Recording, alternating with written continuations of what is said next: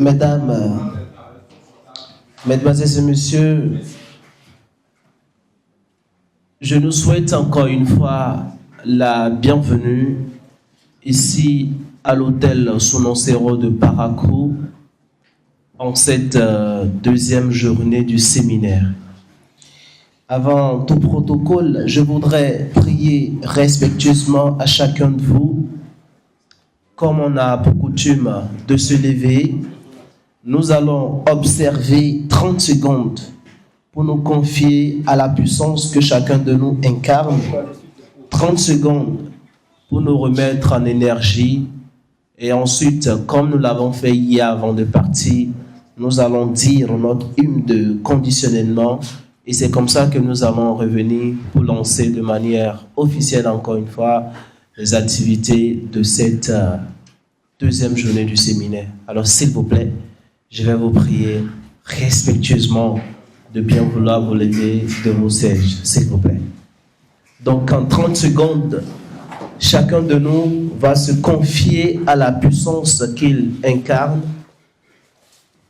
Et après ça, on va essayer de faire des mouvements pour se décontracter. On va dire notre hymne et voilà, ce sera parti. Donc 30 secondes, c'est parti pour se confier à la puissance que chacun de nous incarne. Merci. J'espère que nous nous mettons donc en confiance à partir de ces instants-là. Alors, quand je dis séminaire de l'ombre à la lumière, vous dites j'abandonne mes chaînes et j'embrasse ma puissance. J'abandonne mes chaînes et j'embrasse ma puissance. Est-ce que ça peut aller? On va le dire avec assez d'énergie. C'est bon? 1 milliard. 1 milliard. 100 milliards. 1 milliard.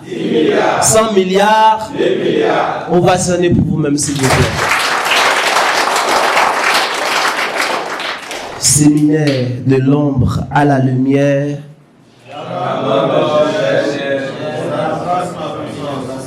Séminaire de l'ombre à la lumière.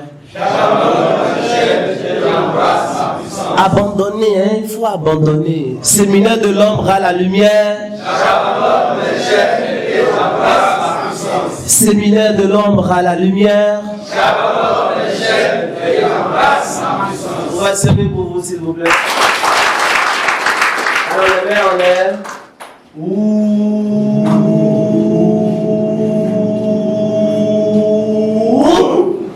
Encore une fois.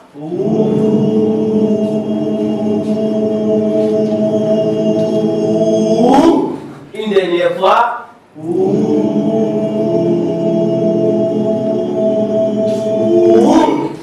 Séminaire de l'ombre à la lumière. Séminaire de l'ombre à la lumière. 1 milliard. 100 milliards. 1 milliard. 100 milliards. Merci de sonner très très fort pour vous. Alors chacun sera mené de son hymne de conditionnement. On va mettre la main sur nos poitrines et on va dire notre hymne, s'il vous plaît.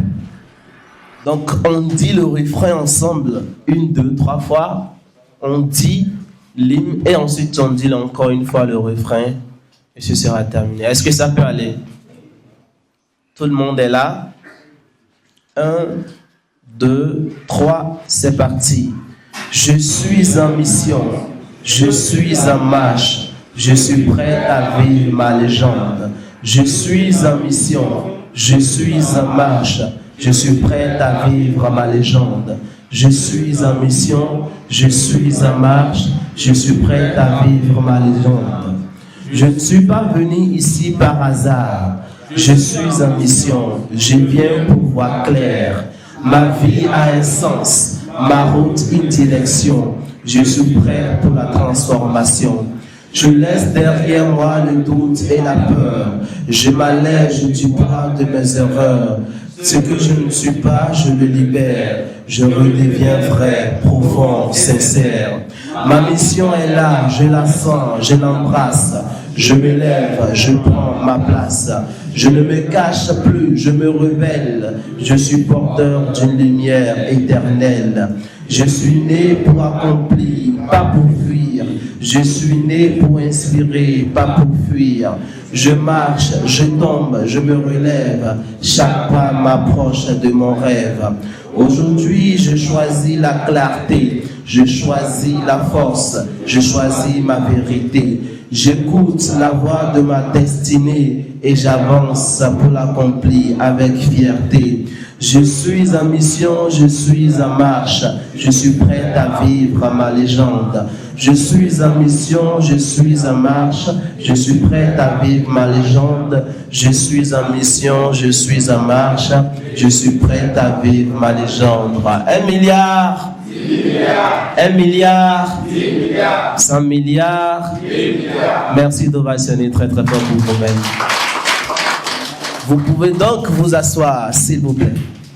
Bien, mesdames, mesdemoiselles et messieurs, frères et sœurs en chemin, hier, nous avons franchi ensemble la première porte. Hier, très tôt le matin, guidé par le coach Saliou, nous avons levé le voile sur la question fondamentale, pourquoi suis-je né ? Nous avons compris que la mission de vie n'est pas un luxe réservé à quelques élus, que c'est un appel inscrit dans chaque souffle, une étoile gravée dans le ciel de notre âme. Puis avec le coach Ibrahim Afo, nous avons appris à tourner ce regard vers nous-mêmes, à plonger dans les profondeurs de notre être, car nul ne peut embrasser sa lumière s'il n'a pas d'abord reconnu ses ombres. Hier, nous avons semé, aujourd'hui, nous faisons éclore.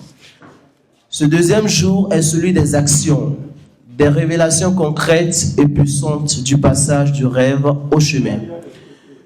Car la lumière n'attend pas, elle appelle. Et moi, Sabou Karim, alias Imdad, le slameur sage prodige et diga d'espoir, votre maître de cérémonie, je serai encore votre voix et votre fil rouge pour que chaque instant de cette journée soit un pas de plus vers votre légende personnelle. Alors, sans plus tarder, nous allons assister à la troisième communication de ce séminaire qui nous réunit depuis hier. Et ce séminaire-là sera présenté par notre formateur Youssaou Touré, directeur de l'école franco-arabe Albéry. Il va nous entretenir sur les lois universelles du succès et de l'accompagnement de soi. Et ce sera pratiquement et totalement de la pratique. J'espère que vous êtes prêts pour cela. Alors, sans protocole aucun, je vais lui remettre le micro sous vos ovations, s'il vous plaît. Merci d'ovationner encore très très fort. Chers participants, au séminaire Découvrir ma mission de vie, nous souhaitons la bienvenue ce matin, parce qu'elle était déjà souhaitée depuis hier. Et nous ne saurions démarrer notre entretien sans rendre grâce au Tout-Puissant, celui par la grâce de qui les bonnes actions s'accomplissent, celui qui ne cesse de nous gratifier de ses bienfaits merveilleux. Nous implorons également sa paix et sa bénédiction sur le noble prophète Mohammed sallallahu alayhi wa sallam, sur les membres pieux de sa famille, sur ses compagnons et sur tous ceux qui suivront ses pas jusqu'au jour de la rétribution. Nous vous disons félicitations d'être ici, félicitations d'engager votre responsabilité. Une responsabilité combien lourde, mais face à laquelle vous avez eu le courage de vous engager. Aujourd'hui, on nous a parlé d'un thème très important, mais qui, aux yeux de certaines personnes, surtout les non-avertis, penserait que cela rime avec de la magie. Penserait que cela rime avec du hasard. Et c'est pourquoi je voudrais commencer pour nous dire que l'univers n'est pas doté du moins du hasard. L'univers n'est pas conçu sur du hasard. De même que nous-mêmes, nous sommes venus ici, ce n'est pas par hasard, n'est-ce pas? Nous avons connu des personnes accomplies. Nous avons connu des personnes réussies. Et quand nous les voyons, cela nous émerveille. Quand nous les voyons, nous sommes en posture de devenir comme eux. Mais on se pose un certain nombre de questions. Comment ont-ils fait pour arriver à ce stade? Comment ont-ils procédé pour pouvoir réaliser une telle chose, ce tel exploit? Ce n'est pas de la magie, comme je le disais. La nature, elle est constituée d'un certain nombre de codes. La nature est faite d'un certain nombre de lois. Mais seuls les curieux, seuls les observateurs, seuls ceux qui méditent face aux bienfaits de la nature arrivent à découvrir ces codes. Vous auriez été certainement des personnes qui ont eu à entreprendre un certain nombre de choses, mais pour lesquelles les résultats escomptés n'étaient pas au rendez-vous. Il y a quelque chose qui n'a pas marché. La nature nous a dotés de toute la matière pour pouvoir réussir. Et notre réussite va dépendre de nous. Notre réussite va dépendre de la mise en pratique ou de l'application de ce code-là, de ces principes et de ces lois dont l'univers est porteur. Ces codes, ces lois et ces principes existent pour les humains. Et alors, notre devoir, c'est de chercher à les découvrir et c'est de chercher à les plonger afin que nous puissions véritablement réaliser notre mission de vie. Depuis hier, nous parlons de mission de vie. Nous parlons de la grandiosité de cette mission. Elle ne se fera pas par bâton magique. Elle repose sur un certain nombre de lois universelles. C'est pourquoi le thème que nous avons à partager avec vous est intitulé « Les lois universelles du succès et de l'accomplissement ». Vous avez vu une image. Nous avons pris juste cette image pour illustrer le comportement que l'on devrait avoir face à la nature, le comportement que nous devrions avoir face à l'univers. L'être humain n'est pas fait pour passer, pour traverser la nature. Il faut vous nourrir de curiosité et c'est pourquoi, au niveau de certaines religions, on recommande fortement la méditation. On pourrait limiter ce séminaire-là rien que sur la méditation. Vous observez la nature autour de vous. Vous méditez là-dessus. Il y a quelque chose qui va vous venir à l'esprit et qui va vous donner un déclic. La méditation a une puissance. Et nous n'allons pas revenir trop sur la question de la méditation, mais nous aurons à faire une aventure. Nous allons chercher à découvrir un certain nombre de lois qui gouvernent, un certain nombre de lois qui régissent notre existence. Alors, pour évoluer, nous allons nous constituer en des petits groupes. Parce que, comme ça a été annoncé, nous allons faire ce travail, cet exercice de façon interactive. Je ne serai pas seul à parler, nous allons échanger sur ces lois-là. Donc, il y a des exercices, nous allons les faire autant que le temps va nous être imparti et on verra l'effet que cela pourra avoir sur nous. Donc, le tout premier exercice, après cela, nous allons devoir constituer nos groupes parce que même lui devrait être fait en groupe. Il y a une consigne au tableau au niveau de la présentation. Oui, deuxième diapo. Donc, vous lisez au tableau, nous avons dit mise en condition. Pensez un moment où vous avez réussi quelque chose qui comptait vraiment pour vous. C'est une courte réflexion qu'on nous demande de faire. Chacun fait cette réflexion à son niveau et à côté de lui, il peut partager ce qu'il a ressenti avec son coéquipier. Bon, normalement, cela, on devrait le faire, comme je le disais tantôt, en groupe. Je vais vous laisser juste 1 minute pour réfléchir, ou du moins pour penser à ce que vous avez pu réussir depuis que vous existez et que cela compte vraiment pour vous. Après, on va demander 1 à 2 personnes de nous dire le résultat. Top, c'est parti. Nous n'avons pas suffisamment de temps. Est-ce qu'il y a un volontaire pour partager cela avec nous par rapport à cette consigne? Oui, un volontaire. Vous voulez parler? Oui. Je vous remercie pour la conférence, pour le séminaire qui me touche vraiment. Et 2 choses me rendent joyeux, principalement. La première chose, c'est que j'ai une machine de grainage de soja. Et depuis 3 ans, je n'arrive pas à détecter la panne. Les gens m'ont conseillé d'abandonner. Ça me prend beaucoup d'argent et j'ai refusé.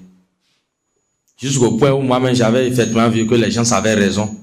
Mais je me disais toujours que si ça n'allait pas, il y a forcément quelque chose qui est la cause. Si j'abandonne comme ça, ça me serait très difficile un temps après de conseiller quelqu'un sur le chemin. Donc il fallait relever le défi, voir quelle était la panne, jusqu'à ce que les gens m'ont abandonné.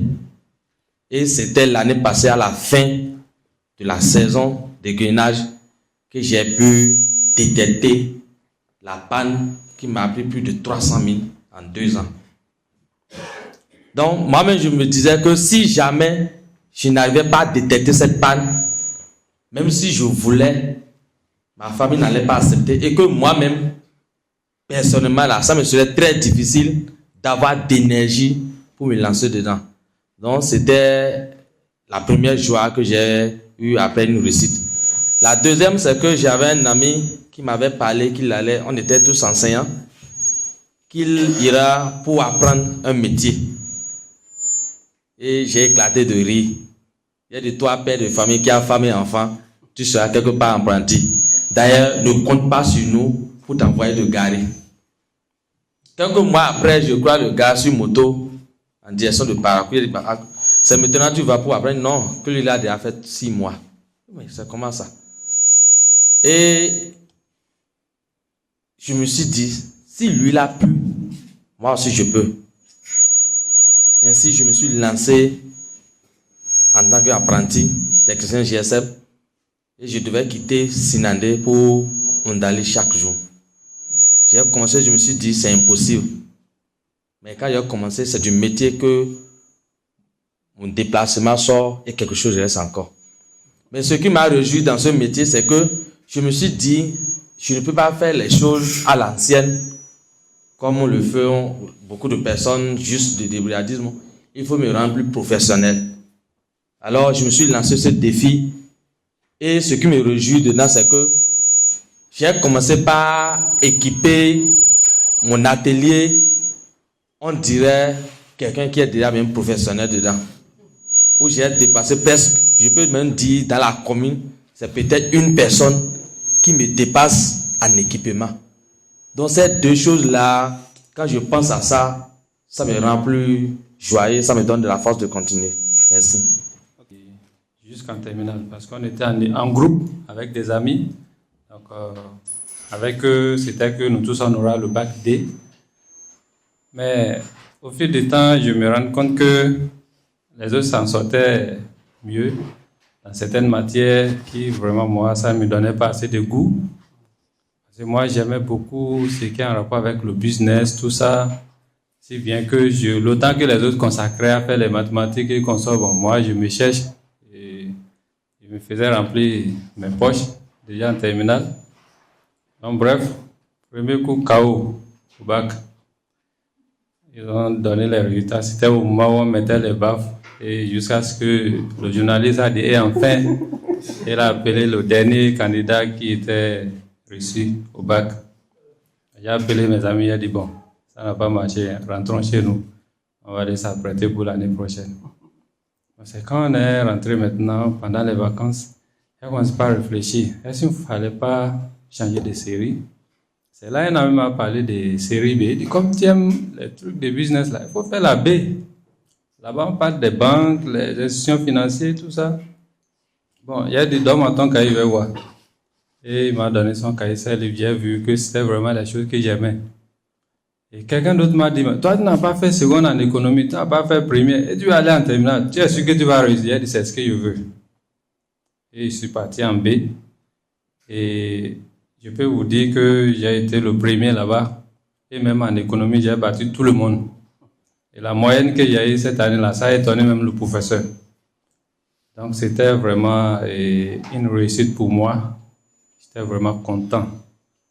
Et j'ai eu mon bac avec Sekou. Je suis venu à l'université avec ça. Donc, voilà un peu ce que je voulais partager avec vous. Il y en a qui ont eu la connaissance peut-être de ces lois qui les appliquent. Mais le résultat reste toujours le résultat. Et le moment venu, on arrive à apprécier. Parce que ces résultats-là n'ont pas le même caractère, même si on connaissait, qu'on a appliqué, et qu'on ne connaissait pas, qu'on les a appliqués. Le résultat n'est pas souvent le même. Bon, maintenant, nous allons nous mettre en des groupes de 6-6. Ah oui.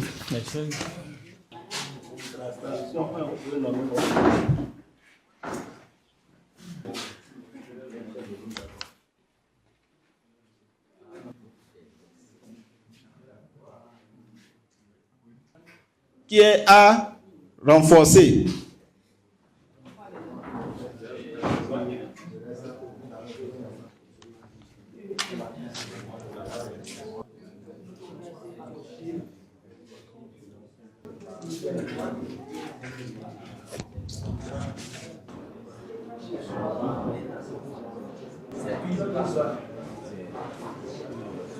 Donc, si vous avez fini de prendre place, nous allons désigner simplement 2 groupes ou 3 groupes au plus. Sinon, en temps normal, c'est tous les groupes qui devraient présenter leurs résultats. Mais compte tenu du temps qui coince, on va désigner 2 ou 3 groupes. Pour ce premier exercice, nous vous avons jeté à l'eau sans trop connaître la signification de chaque loi. On vous a demandé de faire quelque chose par rapport à elle, n'est-ce pas? Cet exercice était important. Mais nous allons inviter, comme je le disais tantôt, 2 groupes pour nous présenter leurs résultats. Et au niveau d'abord notre groupe, nous avons proposé comme nom sous-nom CO. La première loi, la loi de l'intention, on a été tous unanimes, on applique ça déjà. Nous avons coché, j'applique déjà. La loi de l'action alignée, ça aussi nous appliquons déjà. La loi de résonance, ça c'est à renforcer. La loi de la contribution, nous l'appliquons déjà. La loi du rythme, c'est à renforcer. La loi de la persistance, là, nous avons coché action concrète à entreprendre. La loi de la croissance, nous l'appliquons déjà. La loi de l'utilité, nous l'appliquons déjà. Au niveau de la 3e instruction qui demande de noter une action concrète à faire cette semaine pour incarner cette loi, ça nous a échappé et on n'a pas fini. Donc, je vais repartir rapidement dans le groupe et nous allons retenir quelque chose. Puis, il y a une loi pour laquelle nous avons coché qu'il faut une action concrète pour entreprendre. On devait proposer l'action en question, mais nous ne l'avons pas encore fait. Merci. Oui, merci. Et à notre niveau, le groupe des excellents, la loi de l'intention, nous l'appliquons déjà. La loi de l'action alliée, nous l'appliquons déjà. La loi de résonance, on a vu que c'est une action que nous appliquons, mais qu'il faut renforcer. La loi de contribution, nous l'appliquons déjà. La loi du rythme, on l'applique déjà. La loi de la persistance, on l'applique, mais il faut la renforcer. La loi de la croissance, on l'applique, mais il faut la renforcer. La loi de l'utilité, on l'applique, mais il faut la renforcer. Et au niveau du niveau 3, on demande de noter une question concrète à faire cette semaine pour incarner cette loi. Surtout, on a dit, surtout la loi de l'utilité. Il faut qu'on va commencer déjà par dégager ce qui est utile pour nous, ce qui peut nous amener à l'excellence. On va commencer d'abord à les dégager et après commencer par les abandonner. Merci. Ok, merci beaucoup. Merci beaucoup. Dans notre groupe, on a choisi une personne pour voir comment il applique, s'il applique ou pas les lois ici citées. Et donc, avec la personne, on a réfléchi, ce qu'on a trouvé, c'est que la première loi sur l'intention est appliquée à son niveau déjà. La loi de l'action alignée est appliquée. La loi de la résonance n'est pas appliquée. La loi de la contribution est appliquée. La loi du rythme est appliquée. La loi de la persistance est appliquée. La loi de la croissance aussi. La loi de l'utilité. Donc, c'est seulement la loi de la résonance qui n'est pas appliquée à son niveau. Ça, c'est pour ce qui concerne la première instruction. La deuxième instruction, c'est de cocher une loi à renforcer. C'est celle qui n'est pas appliquée que nous avons cochée qui doit être renforcée. Et la troisième instruction, noter une action concrète à faire cette semaine pour incarner cette loi. L'action qu'on a préconisée, c'est de réviser ses valeurs et sa vision pour faire rimer ses actions à ces valeurs-là et sa vision. Donc, chaque fois qu'il veut mener une action, il revoit ses valeurs et sa vision pour voir si c'est en accord. Et ça va lui permettre d'appliquer la loi de la résonance. Merci. Vous attendez là. Ok. Vous l'avez suivi, n'est-ce pas? Nous avons voulu prendre ce dernier exemple pour que nous prenions une seule loi et pour qu'on nous explique un peu de quelle manière la personne applique ça.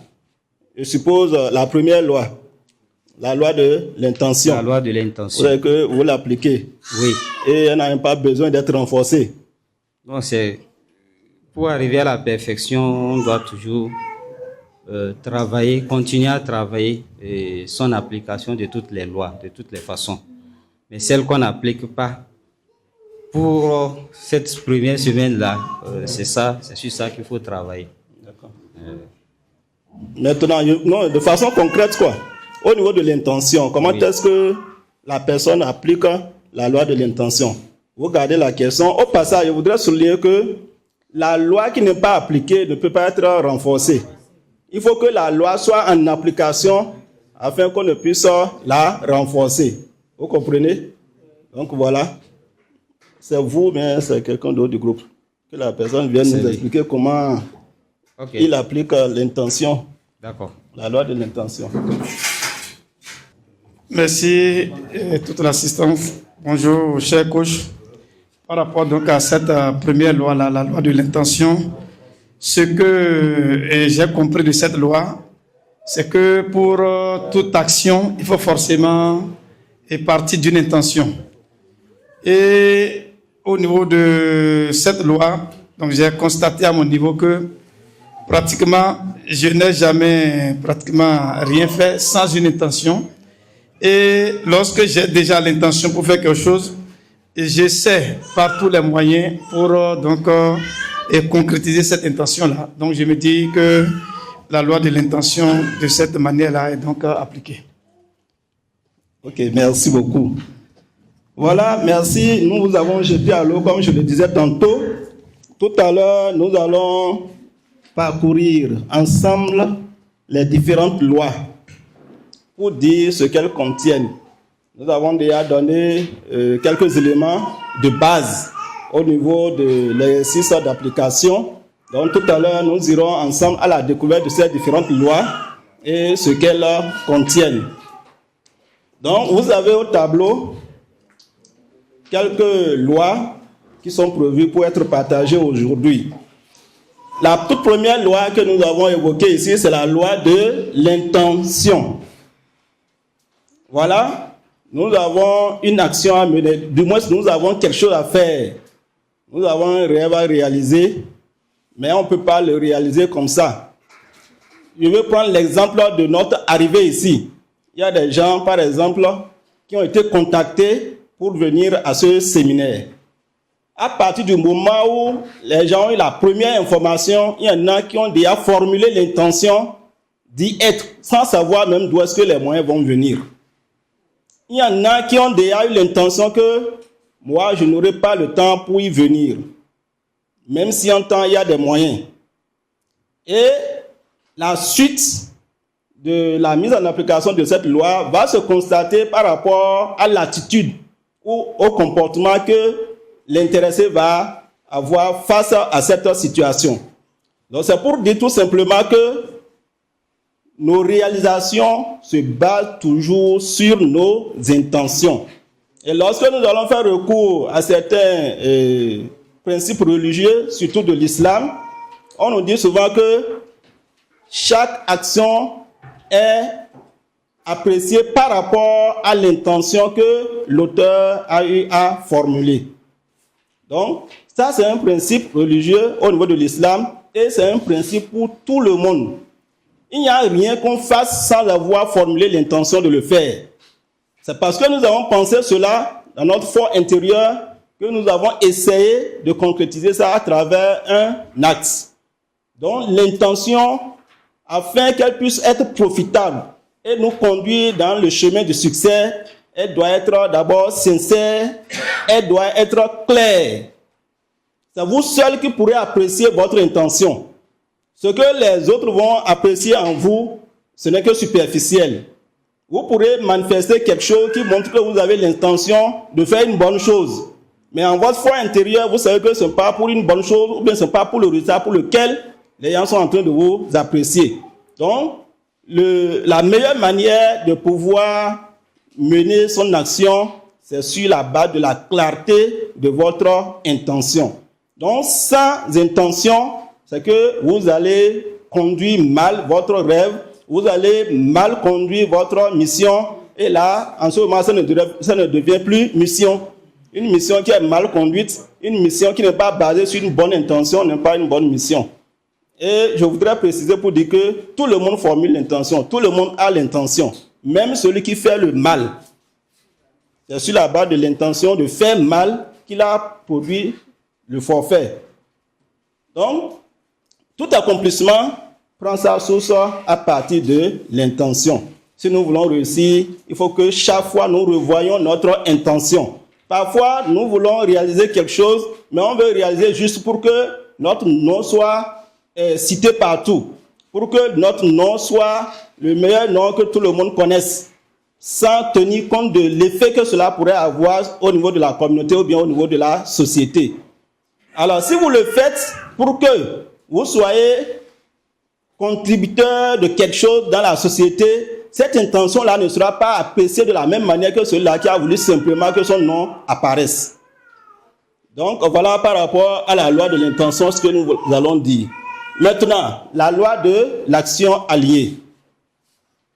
C'est un moteur, c'est un déclencheur de la concrétisation de notre rêve. C'est lui qui engage notre processus d'accomplissement de notre mission. Lorsque vous avez un rêve et que ce rêve-là n'est pas accompagné d'une action concrète et que ce rêve-là n'est pas en lien, en rapport avec votre intention, alors ce rêve-là va devenir un flatteur pour votre esprit. Il va trahir votre esprit parce qu'il n'y a pas une action qui accompagne cela. Vous avez juste formulé l'intention de réaliser quelque chose. Et l'intention va rester toujours l'intention, ou bien le rêve va demeurer toujours le rêve sans l'action. Donc, pour éviter que nos rêves soient transformés en des illusions, il faut que cela soit accompagné d'une action, ou bien des actions requises. Donc, l'action est très capitale par rapport à la concrétisation de sa mission de vie. Si nous poursuivons avec la loi qui suit, C'est la loi de la résonance. Autrement, on l'appelle aussi la loi de la vibration. Chers participants, autant que nous sommes ici, il n'y a personne qui jouit de tous ses sens et qui ne réfléchit pas et qui ne pense pas. D'accord? La pensée, c'est elle qui gouverne notre être. La pensée, c'est elle qui fait de nous notre réalité. Lorsque nous pensons bon, nous allons attirer vers nous des énergies positives. Mais lorsque nous avons des mauvaises pensées, nous avons des pensées négatives, de la même manière, nous allons attirer des énergies négatives. Et lorsque nous revenons au niveau du développement personnel, les énergies positives ne peuvent attirer que du succès. De la même manière, le contraire va attirer l'échec. Souvent, on n'est pas appelé trop ce nom, mais il existe. Il faut vivre avec lui. Donc, tout ce que nous faisons, notre pensée, notre émotion, il faut qu'elle soit contrôlée. Il faut qu'elle soit guidée dans la direction qu'il faut pour que cela puisse nous rapporter notre résultat que nous poursuivons. Donc, nos pensées sont nos réalités.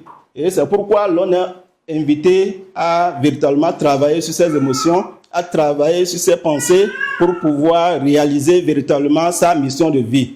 Tout se repose au niveau de ces différentes lois. La suite, s'il vous plaît. Donc, à la suite, nous avons ce qu'on appelle la loi de la contribution. La loi de la contribution. Donc, la loi de la contribution, nous disons ici que c'est le véritable succès, d'accord, ne se poursuit pas. Le vrai succès, là, il ne se poursuit pas. Mais il fait quoi? Il se suscite. Et c'est à travers nos actions que ce résultat, ou du moins que ce succès va être suscité. On parle de la contribution. Au niveau de cette loi, il y a une autre loi qui est observée. Il y a une autre loi qui est obéie. C'est ça qu'on appelle la loi du détachement. Faites tout ce que vous avez à faire pour réaliser votre rêve. Le résultat va venir après. Parce que ce résultat-là, tenez-vous tranquille, il peut être en votre temps, comme il peut venir après vous. Mais si votre mission continue pas à exister, si votre mission continue pas à faire corps, donc ça veut dire que ce résultat-là, s'il venait entre-temps, c'est vous qui l'avez réalisé, c'est vous qui êtes l'auteur de ce résultat. Mais si votre résultat, vous le voulez de façon immédiate, tout à l'heure, vous allez abandonner votre mission de vie. Parce qu'il peut arriver que le résultat ne soit pas immédiat. Et si vous ne voyez pas le résultat, vous ne serez plus motivé. Donc, la loi de la contribution voudrait que chacun émette, du moins chacun fasse l'effort, chacun apporte sa partition, d'accord, à un processus. Chacun apporte sa partition à la résolution d'un problème. Pas le problème de notre maison, pas le problème de notre famille, mais un grand problème. Et c'est ce que nous avons toujours appelé ici la mission de vie. Donc, si nous ne pouvons pas contribuer à la réalisation et à la résolution du moins d'un grand problème de la société, c'est qu'on n'est pas en train de contribuer. Donc, la loi qui suit, c'est la loi du rythme. La loi du rythme. On nous a dit que tout a un temps. Il n'y a personne qui ne connaît cela. Ou bien il y a quelque chose qui n'a pas de temps. Tout a un temps. Et si nous voulons prendre l'exemple que nous connaissons tous, on parle de la procréation. Voyez comment est-ce que l'on commence dès la naissance, c'est-à-dire dès l'utérus de nos mamans. Et il faut voir l'évolution qui est observée jusqu'à ce que nous ayons celui-là qu'on appelle le nouveau-né. À ce niveau-là, c'est des rythmes successifs. D'accord? C'est des étapes qui se sont suivies pour en arriver à ce niveau-là. Donc, ce rythme, ces étapes-là, qu'on le veuille ou pas, il faut les respecter. Lorsque vous ne voulez pas les respecter, vous allez passer à côté. Et d'ailleurs, même, vous n'aurez aucune force pour éviter que ce rythme-là soit suivi. Parce que c'est des rythmes déjà préétablis. C'est un processus préétabli et qu'on doit respecter, auquel on doit obéir. C'est déjà là, ce n'est pas nous qui créons ça. Les lois que vous voyez, personne ne les a créées, elle ne les a créées. elles existent, mais on les découvre. Et comme on l'a dit, pour mieux les découvrir, il faut la méditation, il faut l'observation. Tout le monde n'arrive pas à découvrir ces lois, pourtant elles sont là, elles vivent avec nous. Donc, certains ont pu travailler et ont découvert un certain nombre dont on est en train de bénéficier. Donc, au niveau de la loi du rythme, je vais vous parler de l'exemple du bambou indien. Vous connaissez le bambou indien? Ou japonais, ça a plusieurs noms, parfois on l'appelle bambou chinois aussi. Vous connaissez son histoire? Le bambou chinois, c'est une plante, mais c'est les graines qu'on sème. Lorsqu'on met les graines sous terre, ces graines-là font 5 ans sous terre sans aucune pousse. Mais celui qui les a mis sous terre va continuer par arroser. Il arrose pendant 5 ans. Je dis 5 ans. 5 ans sous terre. C'est après la 5e année que vous allez commencer par voir la pousse. Mais tenez-vous tranquille. Dès la sortie de cette pousse, en 6 semaines, ce bambou-là peut faire 20 mètres. Donc tout le processus se réalisait en bas. Il s'enracinait en bas et cela nécessite une certaine patience. On va revenir sur ça au niveau de la loi de la persistance. Vous voyez? Donc le rythme, il est obligatoire. Est-ce que, bien qu'on soit pressé, nous allons dire, bon, nous on ne va pas attendre 5 ans, et on va faire tout possible pour qu'il pousse. Donc ça ne peut pas aller. Donc les lois là, qu'on les respecte ou pas, elles vont suivre leur cours normal. Donc c'est à nous de les connaître et de les appliquer à bon escient. Donc je parlais tantôt de la loi de la persistance. Par endroit, on l'appelle encore loi de la persévérance. Tout le monde sait ce que c'est que la persistance, tout le monde sait ce que c'est que la persévérance. Nous sommes là, nous entreprenons, nous sommes là, nous investissons, mais nous n'obtenons pas toujours le résultat. Et parfois, vos collaborateurs, vos proches, vos voisins, à un moment donné, vous disent, pour ceux-là qui ne sont pas avertis, vous disent, est-ce qu'il ne faut pas laisser cette affaire-là? Et si vous êtes faible d'esprit et que vous n'ayez pas confiance en vous-même, vous abandonnez.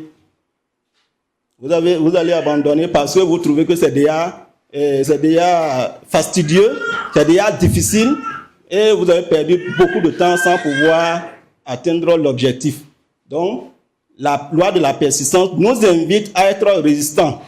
La loi de la persistance nous invite à revisiter notre résilience, c'est-à-dire la capacité à pouvoir tenir face aux obstacles, face aux péripéties, face aux différentes vicissitudes que nous allons rencontrer dans notre parcours.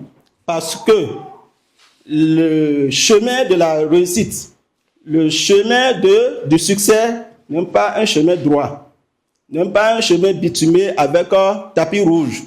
C'est un chemin vraiment tortueux, méandreux. C'est un chemin qui n'est pas en droite ligne. Et c'est un chemin qui est parsemé des embûches.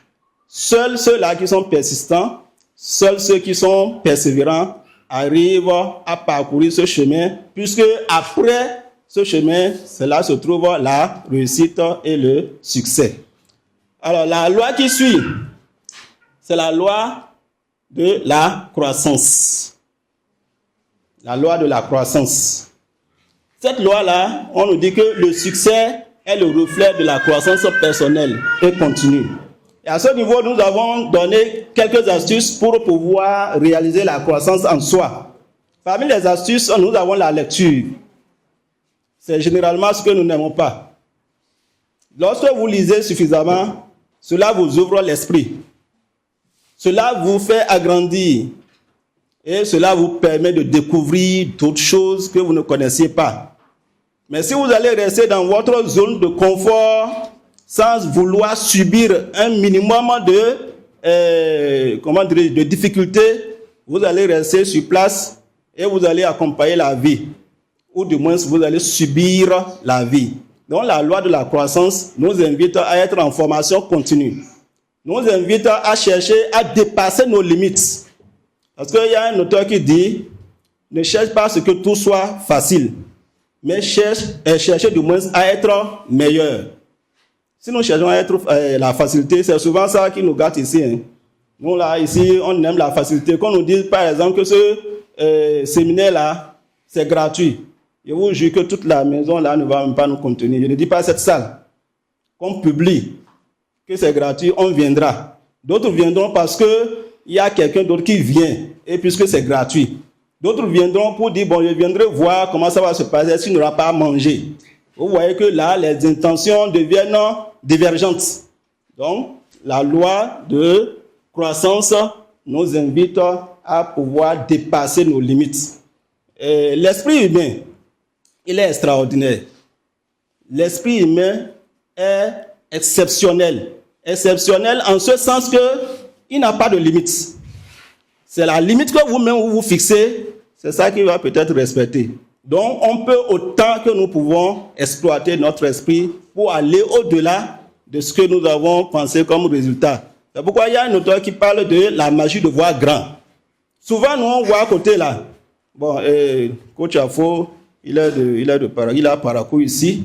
Lui, là, est-ce qu'il peut aller animer conférence aux États-Unis? Ainsi de suite, c'est des perceptions, des conceptions que nous avons face à notre personne ou bien face à la personne que nous avons en face de nous. Le séminaire qui s'organise là, ils ont dit que c'est le coach Ozero. C'est ensemble, on est dans le même quartier. Donc, moi, je le connais. Sans savoir que ce n'est pas l'être que vous voyez là qui fait le problème. Mais c'est le parcours que cet être a connu pour en arriver là, pour en arriver à ce que vous appréciez mal là, qui est important. Je suis sûr qu'il y a des gens, ils vont dire qu'il n'y a rien de nouveau qu'ils vont apprendre. Donc, la loi de croissance nous invite à dépasser ces différentes limites et à dépasser ces différentes illusions. La loi qui suit, on nous parle de la loi de l'utilité. Chacun est récompensé en fonction de ce qu'il a donné, en fonction du service qu'il rend. Autant que nous sommes là, nous devons rendre un service, sans rien attendre en retour. Mais je suis sûr qu'il y a une question qui va trottiner dans la tête tout à l'heure. Les gens vont nous parler de la différence qui existe entre la loi de contribution et la loi de service. Oui, effectivement, il y a une différence. Et on va y revenir, Inch'Allah. Donc, au niveau de la loi de l'utilité, le principe qu'il faut retenir, c'est que ta réussite dépend de la pertinence, de la rareté et de l'efficacité de ce que tu donnes. C'est très important, c'est très capital. Toi, en tant que telle personne, qu'est-ce que tu apportes à ton voisin? Qu'est-ce que tu apportes à ton proche comme service? En quoi tu es utile à telle ou telle autre personne? Cette question-là, on devrait se la poser. Et cela fait partie des lois qui amènent les gens vers le succès. Donc, la loi de l'utilité, elle est aussi une loi très capitale. Donc, après cette loi, nous avons déjà eu cet exercice-là qui a été déjà déroulé. Mais il y a un second exercice que nous allons partager avec les camarades. Mais avant d'en arriver là, je reprécise pour dire que le succès ne se réalise pas en ayant des bras croisés. Le succès ne se réalise pas en ayant toutes les facilités. Et le succès ne pourrait nous venir dans notre chambre pendant que nous sommes là, les bras, en train de dormir, pendant que nous sommes là en train de critiquer les autres. Le succès appartient à ceux-là qui ont emprunté son chemin. Son chemin fait peur. Son chemin est long. Et seuls les courageux, seuls les déterminés et seuls les persévérants arrivent à l'emprunter. Et c'est pourquoi moi-même, je vous invite à ce que nous puissions emprunter le chemin du succès. Parce qu'il n'y a personne ici à qui on va poser la question de savoir est-ce qu'il veut réussir pour qu'il nous dise non. Tout le monde est venu parce qu'il veut réussir. Tout le monde est venu parce qu'il veut savoir quelque chose de plus pour pouvoir atteindre son objectif.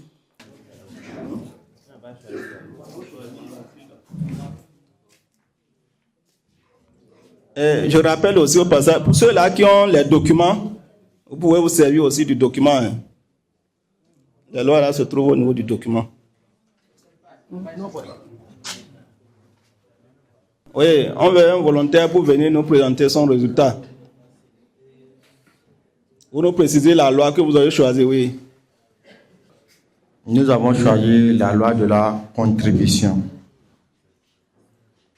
Et par rapport à ça, le dimanche passé, nous avons posé un acte. Cet acte, au fait, dans notre zone, les voies ne sont pas très accessibles. Et plus les saisons pluvieuses sont ardentes, les voies se dégradent de plus en plus. Maintenant, tout récemment, l'eau de ruissellement a creusé la voie et était au point de séparer la voie en deux. Un fossé séparé en deux. Maintenant, les passants, ils contournent et personne n'a voulu poser un acte par rapport à ça. Même ceux dont la maison se trouvait, ceux dont la clôture est même à côté de la voie, parce que ce qu'ils ont ignoré, quand les autres n'auront plus l'endroit où contourner, ils seront obligés de s'approcher même de leur clôture. Ceux-là même n'ont pas réagi. Alors le dimanche passé, j'ai cherché des sacs et j'ai fait des barrières. J'ai laissé le trou, je n'ai pas rempli le trou de sable, j'ai laissé le trou, mais j'ai empêché l'eau de traîner le sable. Donc chaque fois que l'eau vient, il fait un dépôt de sable au niveau de ce trou-là. Et actuellement, le grand trou est presque à 80% rempli par l'eau de ruissellement, de sable. Bon. Maintenant, par rapport à cette action, quand j'ai posé cette action, les gens ont vu. C'était de concret, ils ont vu. Peut-être d'autres n'ont pas cru que ça allait donner un résultat. Parce que d'autres se sont dit, compte tenu de la puissance de l'eau, les sacs pourraient être drainés par l'eau de ruissellement. À cause de ça, eux n'ont peut-être pas envisagé pour cet acte-là. Maintenant qu'ils ont vu que ça apportait un résultat, ce que je vais faire, c'est qu'il y a d'autres endroits. Maintenant, je vais les inviter. Vous avez vu qu'on a posé cet acte et ça nous a permis de résoudre le problème de ces niveaux. Et si on s'organisait le dimanche prochain pour aussi empêcher l'eau de séparer la voie au niveau des autres endroits qui sont devant, que pensez-vous? Je crois que je vais les influencer, je vais les impacter afin qu'ils puissent se rendre utiles pour la société. Et je pense que si après moi, il y a des gens qui peuvent aussi avoir ce mental de servir la communauté, je pense que j'aurais posé un acte utile pour la communauté. Je vous remercie. Merci beaucoup. Oui, une seconde personne. C'est toujours la même personne. On a souvent l'habitude de vouloir changer le mais. Oui. Merci à tous. Moi, j'ai choisi la loi de l'intention. Et l'exercice ici, on me demande d'écrire 3 objectifs que je veux vraiment atteindre.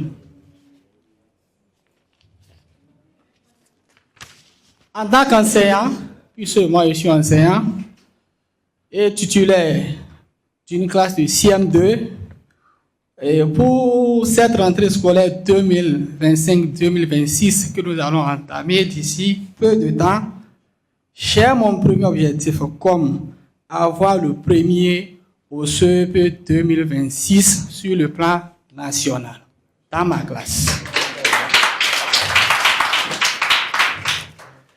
Mon deuxième objectif, c'est de découvrir véritablement ma mission de vie. Ça, c'est devenu un objectif pour moi, découvrir cette mission. Et mon troisième objectif, c'est accomplir cette mission pleinement. Donc voilà les 3 objectifs que je vais vraiment atteindre actuellement. Et la question qui suit, on me demande de donner mes intentions profondes derrière ces objectifs. Lorsque je prends mon premier objectif, En ce qui concerne le premier au CEP, c'est parce que simplement j'ai l'intention de hisser mon école, ma région, sur le plan national, d'être une référence. Mon école, pour que mon école soit une école de référence, ma commune, le département, tout ça là, c'est ça que je mets dans la région. En ce qui concerne ma mission de vie, j'ai l'intention de laisser mes traces.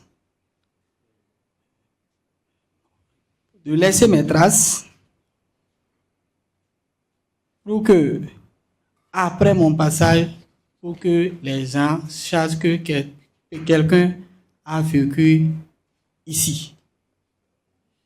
Et le troisième objectif, par rapport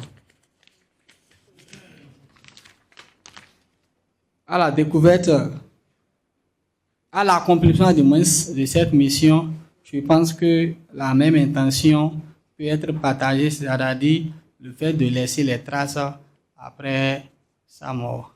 Donc, je vous remercie. Merci beaucoup. Nous avons bien noté.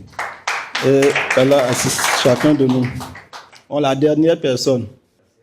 Nous, on a choisi la 8e station qui est la loi de l'utilité. L'exercice nous demande de donner 3 membres du groupe disent le nombre de personnes à qui chacun a rendu un service au cours de la semaine qui s'est écoulée. Donc, c'est un exercice de 3. Chacun a donné ce qu'il a fait. Donc, il y a le premier qui a donné son exemple. Il a eu à faire une formation en informatique à travers WhatsApp à un groupe d'environ 400 personnes. Donc, après ça, il a été médiateur dans des conflits. Il a eu à réconcilier des gens. Donc, une deuxième personne qui a donné son exemple, c'est d'assister une personne qui était en danger. Il avait sa femme malade, donc il devrait lui venir secours pour qu'il puisse prendre soin de la femme. La troisième personne n'avait pas fini de donner pour elle quand on a arrêté le travail en groupe. Merci. Ok, merci beaucoup. Donc, voilà, nous avons fait un petit tour de table et vous avez suivi ce que chacun a eu à dire. Seulement qu'au niveau de chaque loi, autant que faire se peut, il faut que chacun puisse s'engager. Quand je les ai écoutés par rapport à la loi de l'utilité, il n'y a pas de petit service. On est allé jusqu'à dire même le simple fait de sourire à quelqu'un, à votre proche, vous lui avez servi, vous lui avez donné un service, ou du moins vous lui avez apporté quelque chose d'utile. C'est nous qui banalisons souvent le sourire. Le sourire est porteur d'énergie, il est porteur de l'énergie, il est porteur de santé. Oui, un message très puissant. Donc, autant que nous sommes, chacun va essayer de s'exercer au niveau de ces différentes lois. Comme je le disais tantôt, la visite nous a pris suffisamment de temps, sinon c'est beaucoup d'exercices qu'on allait faire et c'est individuellement qu'on allait présenter les résultats. Mais on m'a déjà signalé depuis longtemps qu'il me restait 10 minutes, il y a déjà fait plus de 20 minutes. Mais le plus important, c'est l'action, la mise en application de tout ce qu'on aurait appris. Il y a un dernier exercice avec lequel chacun va rentrer, qui porte principalement sur la loi de l'intention.